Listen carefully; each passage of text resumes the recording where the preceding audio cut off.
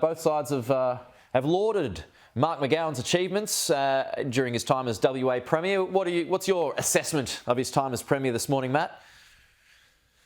Well, I think it's probably one that's been unfulfilled. I mean, Mark McGowan's time did coincide a lot with COVID, and I've got my own criticisms with how that was handled ultimately, but it was a tough time, and he did get a lot of support in his own state. But when you look back over the last 6 years in Western Australia, there hasn't been a significant amount of inbound investment into large capital projects, which is the lifeblood of that state.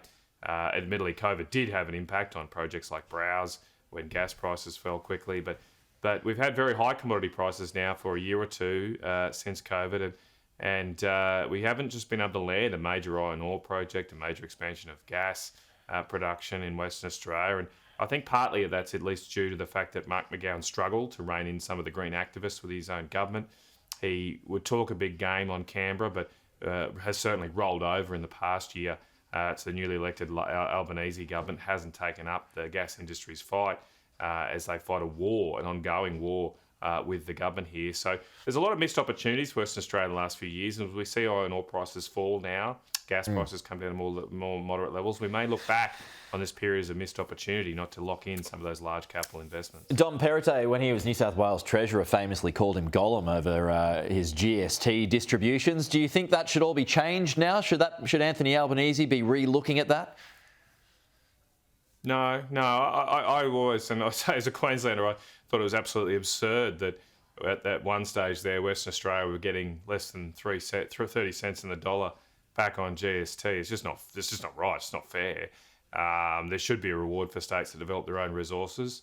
As I said, I'm not sure if Mark McGowan did push on with developing the resources, but he's living off the legacy of previous WA governments that have done that. And states like New South Wales don't have a lot of platform to complain about when they won't develop their own coal seam gas resources. So why should they get the royalties of a government that does develop its resources when their own government gives in day after day to green activists and don't develop their own? Now, I've seen some estimates that if we were to unwind the GST deal, WA would be getting just 15 cents in the dollar right now. Like, that's just absurd. We won't have a country if we operate like that.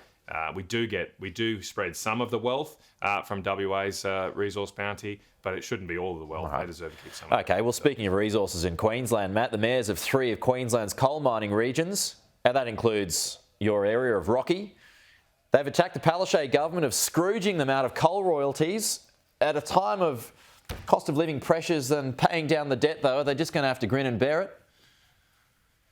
Well, this is a very good segue because it's that GST deal in minutiae here. Within a state, you've got a situation where the Queensland government has massively increased coal royalties. They're stripping out something in the order of $10 to $15 billion over the past year from central Queensland, and they're giving back the one thing they spruik when they come to central Queensland that they're giving back to us as a $54 million investment in the Moranbah Hospital. It is an absolute joke, and more of that wealth deserves to be spent where it is made by the hardworking men and women of central Queensland. Again, of course, there'll be a contribution from the coal industry to the broader state, to broader Queensland priorities, but the absolute stripping of wealth from the Labor Party from the areas that do the work, many of them who vote for the Labor Party, is an absolute disgrace. All of this money seems to be going to spend on the Brisbane Olympics, not on the much-needed health infrastructure. And we don't even have a maternity ward in Gladstone. We don't have a functioning maternity ward in one of the biggest coal ports in Queensland. It is an absolute insult to the people of regional Queensland, and good on the mayors for sticking up for themselves.